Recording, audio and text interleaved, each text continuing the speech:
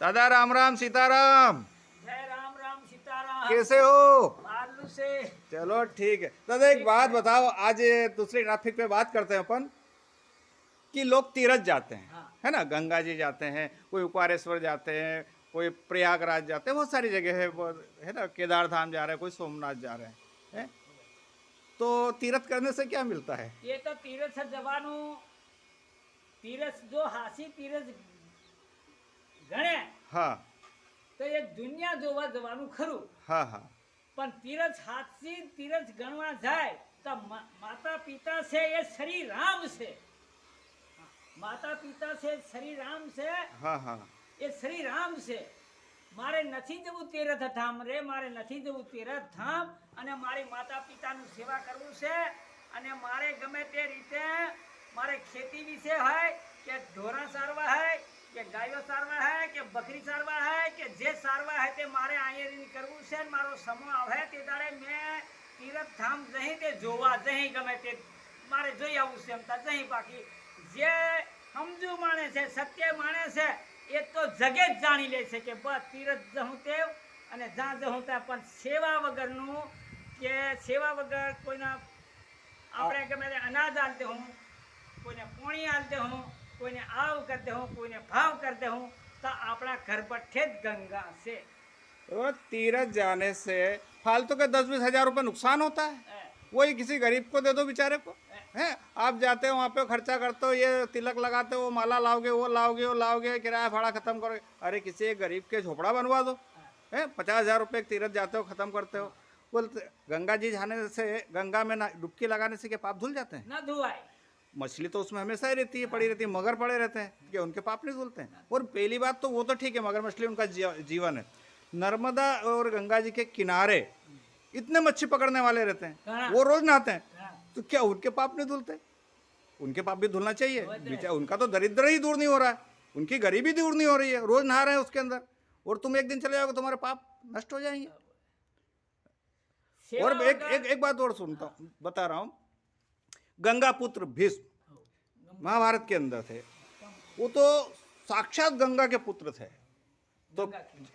जब जब गंगा जी अपने पुत्र का कष्ट काट देती ना, अपने पुत्र का जो पाप था पिछला, नहाते हैं तो मिट जाए तक नहीं मिटते, फिर भी उनको बाणों की सैया पे 6 महीने तक लेटे रहना पड़ा। क्यों? वो तो गंगा पुत्र भीष्म थे ना, उनके पाप क्यों नहीं काटा? काटना चाहिए कि नहीं काटना चाहिए? वो तो साक्षात ये थे ना गंगा जी के। तो मेरे हिसाब से तो कोई पाप नहीं करते हैं, सिर्फ अपने मन को शांति मिलती है ना, और कुछ ही नहीं है कि हाँ नहाए थोड़ा नहाने, वही पानी अपने यहाँ आजकल तो वो पानी नर्मदा जल सब दूर जा रहा है ना, पाइप द्वारा सरकार ने सब दूर कर दिया है। तो गंगा जी का पानी वही गंगा है, वही ये है, कहीं भी नहा सकते हो। फालतू खर्चा करना है, फालतू ये करना है, और बहुत बड़े बड़े गुरु जी के आश्रम में जाना, उनको दान देना, गुरु जी खाएंगे बैठ के मजे लेंगे, और क्या है, यही होगा।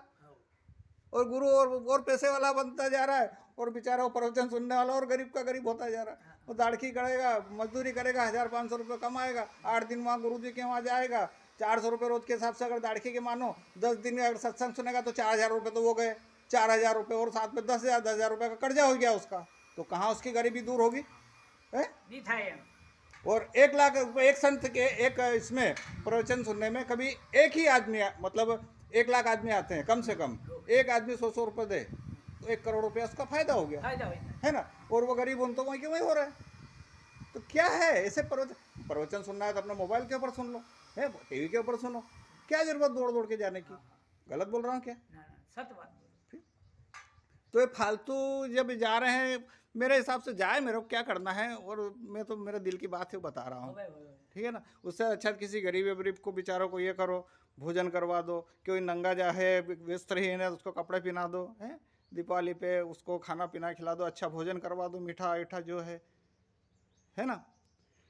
मंदिर में जाते हैं, छोटा मंदिर देखेंगे तो 10 रुपये दान कर देंगे, बड़ा मंदिर जाएंगे तो 10,000 रुपये दिखावे के लिए फ़ोटो खिंचाएंगे, यही होता है। હવે એક મહારાજ મને જરી એક બોલ્યા हाँ हाँ સાહેબ તીરા ભેદ જાણે નર કોઈ સાહેબ તીરા ભેદ જાણે નર કોઈ સાહેબ તીરા ભેદ જાણે નર કોઈ સાહેબ તીરા ભેદ જાણે નર કોઈ સાબુ લે કે પાણી લેવ્યા મલમલ કાયા ધોય સંતો મલમલ કાયા ધોય એ અંતર ઘડકા ડાગીન જાવે નિર્મલ કેસા હોય સાહેબ તીરા આહા. ભેદે જાણે ના કોઈ સાહેબ તીરા પીરા ભેદે જાણે ના કોઈ એ સાબુ લે કે પાણી લે એમ મલમલ કાયા ધોય પણ અંતર ઘટકા ડાગીને જાવે નિર્મલ કેસા એ હોય હોય. સાહેબ તીરા આહા. ભેદે જાણે નર કોઈ સાહેબ તીરા ભેદે જાણે નર કોઈ બીન ફૂલ ફૂલ ફૂલે તો ધુવન પ્રગટ થાય और કારણ કે જે